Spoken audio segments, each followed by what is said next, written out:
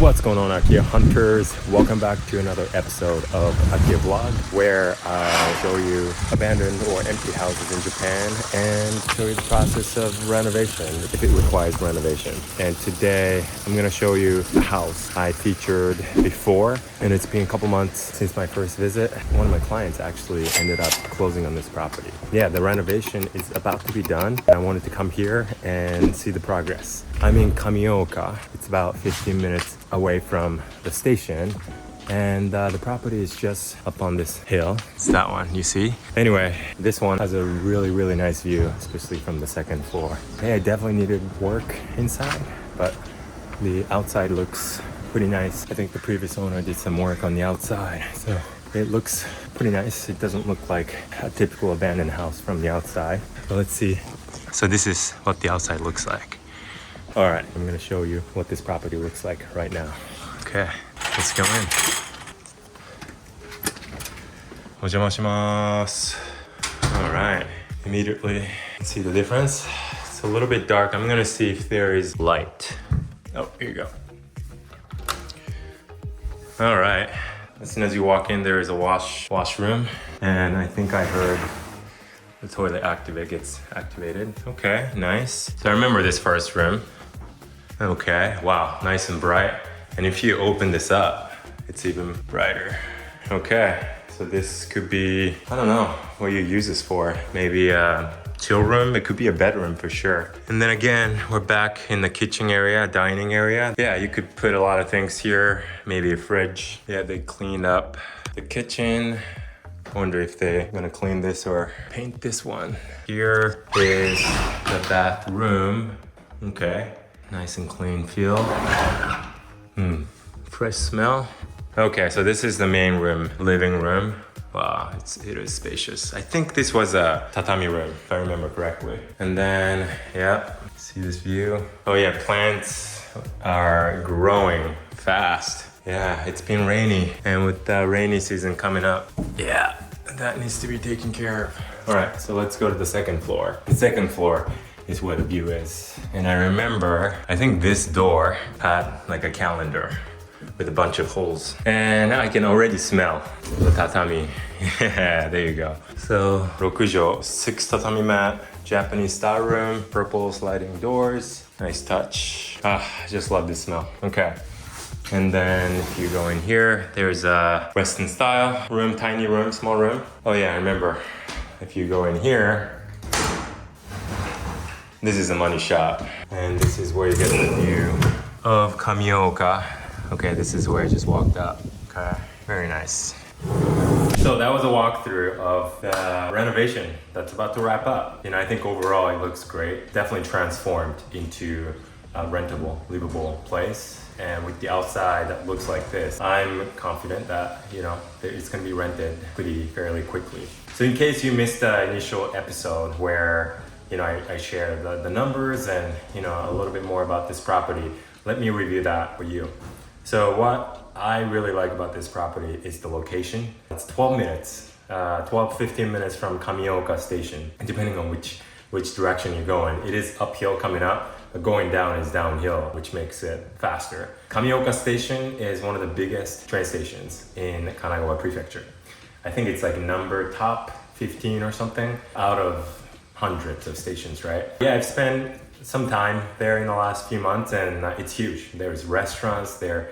It's very lively. There's a ton of stuff to do, and it's accessible to many different places. So from there, you can get to Yokohama in like 10 minutes or something on a rapid train. And from there, it's easy, obviously, to go to Tokyo and pretty much anywhere. And up there is an elementary school. So I think this area is very residential. It's great for families. So how big is it? It's 77 square meters of living space, but it comes with quite a bit of land, 163 square meters of land. So, you know, you saw a little bit of the front yard when I came in, and also the backyard over there. So that's pretty big for a house around here.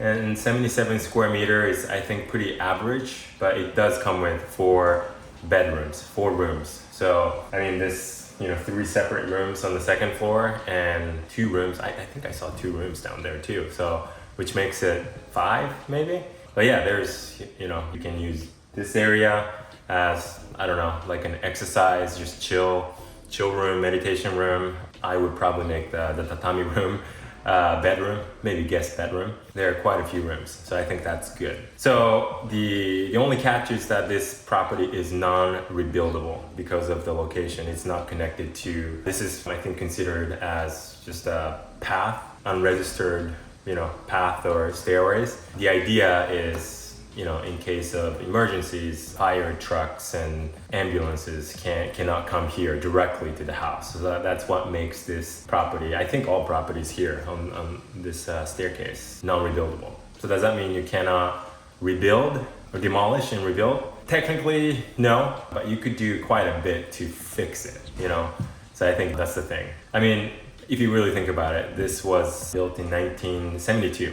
So it's been around for like over 50 years, half century, right? And we've had multiple, you know, small to medium earthquakes, and it's been okay. So I think the chances are, hopefully, you know, high that it's gonna be okay. Knock on wood, that we won't have anything crazy major. But yeah, I think that's the one downside. You know, some investors actually see it as a upside because of that, you can get it on a steep discount. But at the same time, it makes it a little bit harder to sell if you want to sell it in the future.